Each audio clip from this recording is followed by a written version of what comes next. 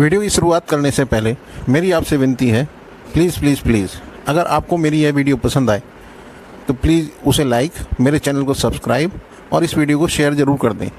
और साथ ही bell icon को भी प्रेस कर दें, जिससे मेरी आगे आने वाली नई वीडियो की नोटिफिकेशन आपको अपलोड होते ही मिल जाए। धन्यवाद। सभी सब्सक्राइबर को अवगत कराना है कि प्राविधिक कला कक्षा 11 एवं 12 की प्राविधिक कला संबंधित वीडियो मेरे YouTube चैनल टेक्निकल ड्राइंग गुरुजी पर लगातार अपडेट हो रही हैं। यदि आप मेरे चैनल पर नए हैं तो आप मेरे YouTube चैनल पर जाइए और सब्सक्राइब कर प्लेलिस्ट खोलिए। वहां आपको सभी वीडियो चैप्टर वाइज मिलेंगे, जिन्हें आप अपनी आवश्यकता के अनुसार देख सकते हैं। धन्यवाद। नमस्कार बच्चों, मैं हूं आपका दोस्त, आपका टेक्निकल ड्राइंग गुरुजी। आज हम अष्टफलक के बारे में बात करेंगे, जिसे अंग्रेजी में ओक्टाहेड्रॉन भी कहा जाता है। देखिए, इससे प्रीवियस वीडियो में हमने चतुष्फलक के ऊपर वीडियो बनाई थी और जितनी भी वीडियो अब तक हम बना चुके हैं, दरअसल उसमें एक पार्ट पूरा हो जाता है। मैंने इससे प्रीवियस वीडियो, जिसमें लिंक मैं दे रहा हूँ डिस्क्रिप्शन में, डिस्क्रिप्शन के अंदर आप जाइए, देखिए इस चैप्टर की एक तो आपको पूरी प्लेलिस्ट मिलेगी। और अगर आप मेरे चैनल पे नए हैं तो इस प्लेलिस्ट का फ़ायदा उठाइए और इसकी पहली और दूसरी वीडियो जाकर देखिए, जिससे आपको इस चैप्टर का बेसिक समझ में आएगा।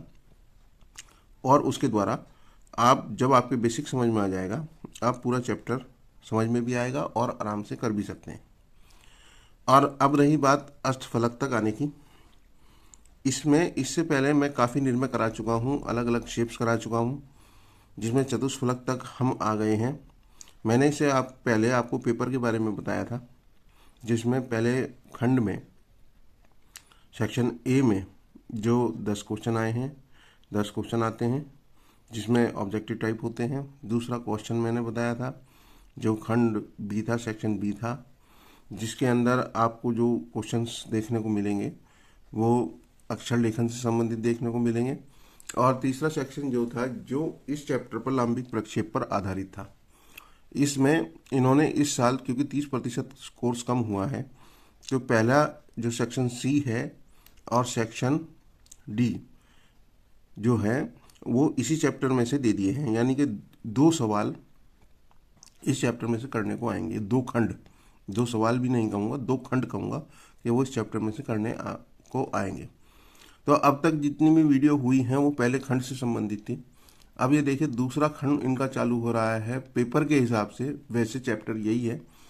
उसमें दूसरे खंड में इन्होंने, जिसे खंड आप जो है डी कहेंगे, उस डी के हिसाब से आज मैं सेक्शन डी चालू कर रहा हूँ और लंबी प्रक्षेप में ऑक्टाहेड्रॉन या अष्टफलक चालू कर रहा हूँ। देखिए, अब इस सेक्शन डी की जो निर्णय चलेंगी, सब बहुत मोस्ट इम्पोर्टेंट निर्णय है। ये अष्टफलक वाली भी जो निर्णय है वो बहुत मोस्ट इम्पोर्टेंट निर्णय है।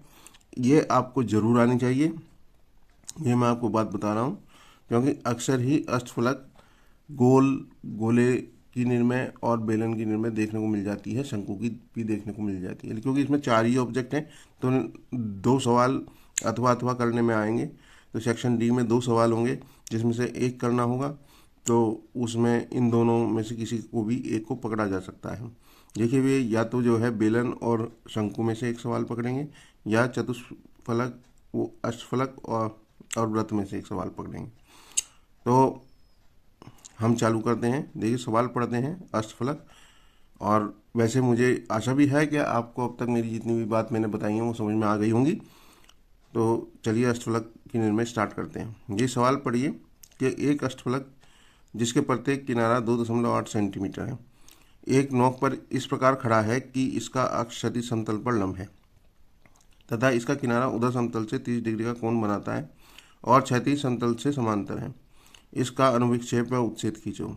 देखिए, सबसे पहले तो हमने ये जान लें कि अष्टफलक कहते किसे हैं। हालांकि मैंने पहली वीडियो में हर शेप के बारे में बताया है, पहली और दूसरी वीडियो में, तो वहाँ से भी जाके आप देख सकते हैं, लेकिन थोड़ा सा इंट्रोडक्शन मैं आपको यहाँ पर भी दे सकता हूँ।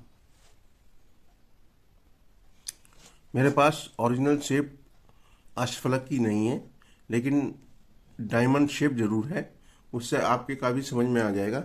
देखिए, इसे भी अष्टफलक ही कहा जाता है, डायमंड शेप। इसमें 4, एक अगर ऊपर से देखें 1 2 3 4, सरफेस ये हो गई, और 1 2 3 4 इसी तरीके से 4 सरफेस नीचे हो गई। तो जो अष्टफलक होता है उसमें आप ये मान लीजिए ये वाली जो लाइन है ऊपर की तरफ कम है और नीचे की तरफ ज़्यादा जो है, ये बिल्कुल इसके सेंटर में होगी। यानी कि ये जितना ऊपर से यूँ दिखाई देगा, ये वाली दूरी और ये वाली दूरी, ये जो वर्गाकार दिखाई दे रहा है बिल्कुल सेम इसी तरीके से नीचे से होगा। यानी कि यहाँ से यहाँ तक की दूरी और यहाँ से यहाँ तक की दूरी सेम होगी, और जितना ये त्रिभुज बना हुआ है इसके नीचे भी इसी तरीके से, देखिए ये तो बड़ा बना हुआ है लेकिन ये इतना ही होगा। यानी कि बिल्कुल जो है चौकोर शेप होगी अष्टफलक की, और ये वाली जो रेखा है वो बिल्कुल सेंटर में होगी, तब जाके अष्टफलक बिल्कुल जो है बनेगा। यहाँ से भी चौकोर दिखाई देगा और नीचे की तरफ से भी ऐसा ही चौकोर दिखाई देगा जिसी शेप ये दिखाई दे रही है। तो चलिए बनाते हैं। बस सिंपल सी एक बात जरूर समझ लीजिए कि यहाँ से यहाँ तक की दूरी जो होगी, जो इस तरीके से आपको दिखाई दे रही है, वो ही इसकी ऊंचाई की दूरी होगी अक्ष की। वो कैसे, देखिए बनाते हैं। उसने कहा है कि एक अष्टफलक जिसका प्रत्येक किनारा 2.8 सेंटीमीटर है, इस एक नोक पर इस प्रकार खड़ा है कि इसका अक्ष क्षैतिज समतल पर लंब है तथा एक किनारा उधर समतल से 30 का कोण बना रहा है। उधर समतल हमारा देखिए कौन सा है, ये वाली रेखा हमारी उधर समतल की है, ये क्षैतिज समतल की है।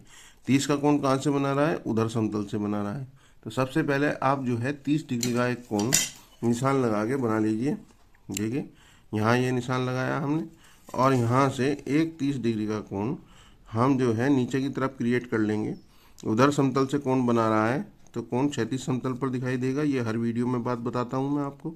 और क्षैतिज समतल से कोण बना रहा है तो कोण उधर समतल की तरफ दिखाई देगा। तो यहाँ से मैंने जो है ये 30 डिग्री का कोण बना लिया है, यानी कि उधर समतल से कोण 30 डिग्री का बन गया है। क्योंकि उधर समतल से कोण बनाने के बाद 90 का यहाँ से आप सीधा सीधा 2.8 इस तरीके से काट लीजिए। ये हमने 2.8 जो है यहाँ से काट लिया है। और सिंपल इसके जो है बिल्कुल यहीं पर ही इस वाले पॉइंट से एक 90 डिग्री का कोण यहाँ पर क्रिएट और कर लीजिए।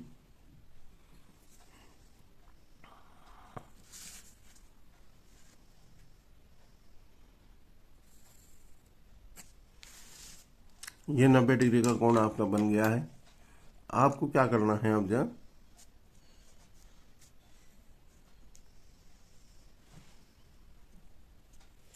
आपको क्या करना है कि ये 2 दशमलव तक की दूरी जो हमारी यहाँ से, देखिए ये जो दूरी है, इस प्रकार को हम इतना खोल लेते हैं 2.8 तक। ये दूरी हमारी 2.8 है, क्योंकि अष्टफलक भी ऊपर से देखने पे मैंने बताया कि चौकोर दिखाई देता है। तो यहाँ से ये दूरी रखकर वही दूरी हम यहाँ पर काट लेंगे, और इसके बाद यहाँ पर रखकर ये काटेंगे, और यहाँ से रखकर इसी दूरी से ये काट लेंगे। ये हमारा जो है अष्टफलक की एक शेप तैयार हो जाएगी बाहर का। और इसे इससे मिला लीजिए और इसे इससे मिला लीजिए। इस शेप को पूरी को जो है डार्क कर लीजिए।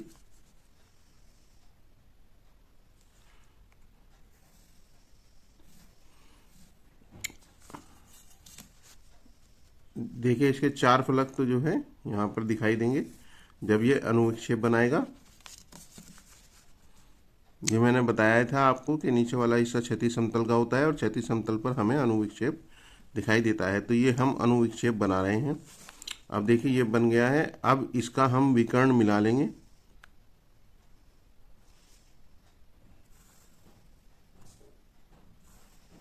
दोनों विकर्ण मिलाएंगे।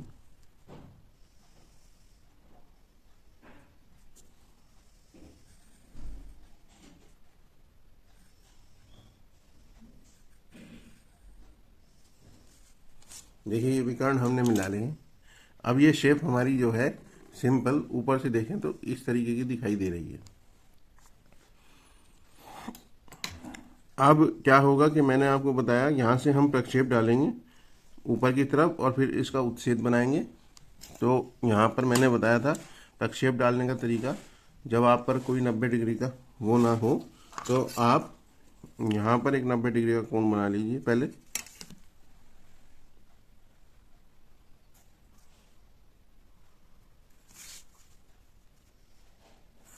ये 90 डिग्री का कोण आपने क्रिएट कर लिया। अब इसके समांतर आप जो है प्रक्षेप डालिए।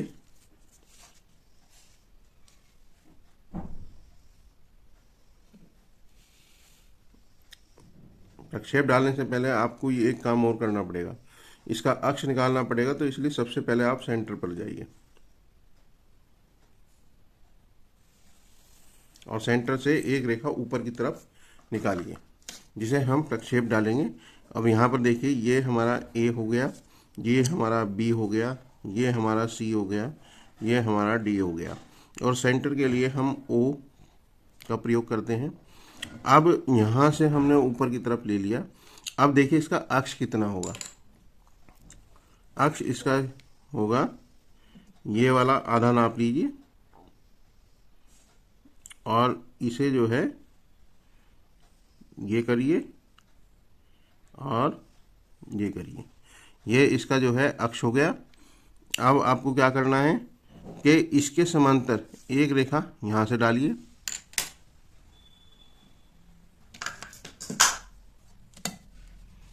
हमें क्या करना है, यहाँ से इसके समांतर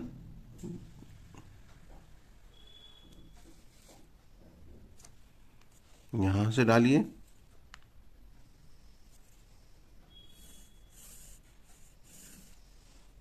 ये हमने जो है इसकी डाल दी है हाफ पे, क्योंकि इसका ऊपरी इतना ही हिस्सा ऊपर होगा और इतना ही हिस्सा नीचे। अब देखिए, अब हम प्रक्षेप डालते हैं। क्यों? क्योंकि ये वाली जो मैंने डायमंड शेप दिखाई है, इसकी ये वाली लाइन बिल्कुल यहाँ पर, ये वाली लाइन बिल्कुल सेंटर में है, तो इसलिए ऊपर भी ऐसे ही बनेगा और नीचे भी ऐसे ही बनेगा। इसलिए ये मैंने हाफ में डाल दिया है। हाफ में डालने के बाद बस सिंपल से हम जो है प्रक्षेप डालते हैं अब जब, और प्रक्षेप डालेंगे ऊपर वाली रेखा तक। ये गया, ये गया, सभी से प्रक्षेप डालिए।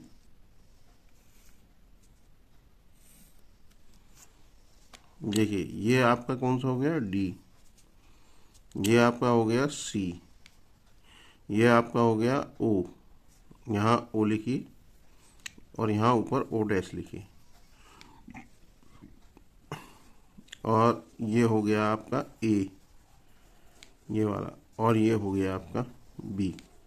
अब ओ से जो है ये मिलाइए,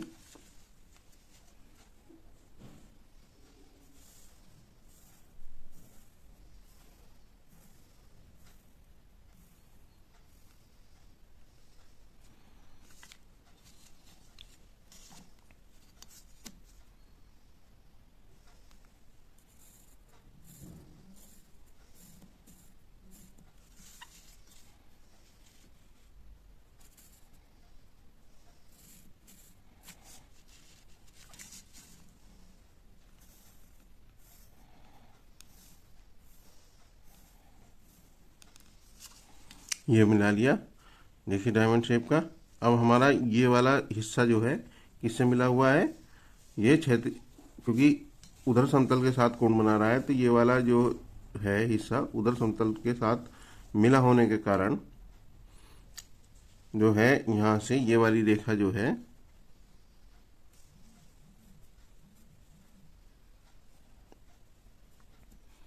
डॉटेड बैठेगी,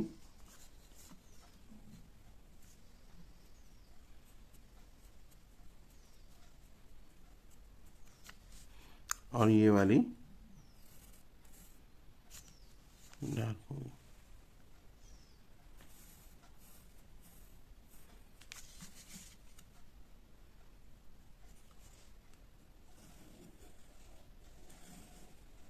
और इसे इससे मिला दें। तो यह आपका जो है अष्टफलक बनकर तैयार हो गया है, और मुझे पूरी आशा है यह आपको समझ में आ गया होगा।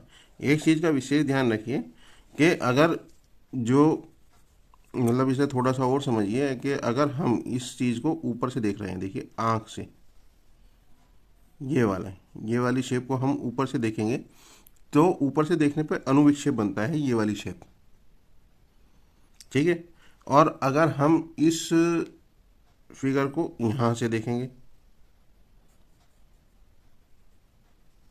ये हमारी आँख हो गई। तो जब हम इसे यहाँ पे दिखेंगे तो ये सामने वाली शेप ऐसी दिखाई देगी, इसको ऐसे समझिए। तो ये दोनों देखने का है, क्योंकि कहने को तो ये उधर समतल है, लेकिन ऊपर से देखते हैं तो अनुविक्षेप बनता है, और जब इधर से देखते हैं तो उधर समतल पर चित्र दिखाई देता है। तो जब हम इधर से देखते हैं तो ये वाला कोना जो है हमारा उधर समतल से टिकता है। तो ये लाइन उधर समतल वाली ये है, मैं आज तक कहता आया हूँ कि क्षैतिज समतल है, तो इसमें कंफ्यूज होने की ज़रूरत नहीं है। ये वाली और ये वाली ये लाइन लगभग एक ही होती है, तो ज़्यादा कंफ्यूज मत होइए, बस सिंपल से इतना समझिए कि ये वाला हिस्सा उधर समतल से जुड़ा हुआ है। तो मुझे पूरी आशा है ये वीडियो आपको समझ में आ गई होगी। धन्यवाद। और इस सवाल की तैयारी बहुत अच्छी तरीके से कीजिए, क्योंकि ये बहुत इम्पोर्टेंट सवाल है। धन्यवाद।